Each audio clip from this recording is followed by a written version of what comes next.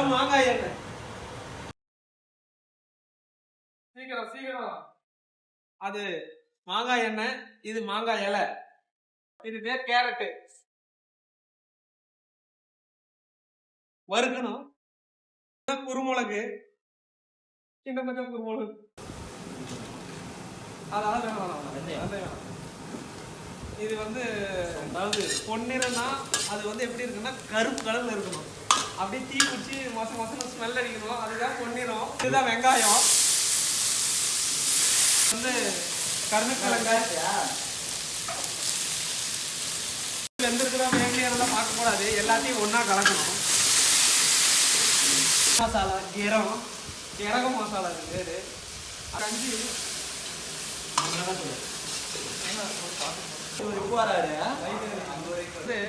எலித்தண்ணி.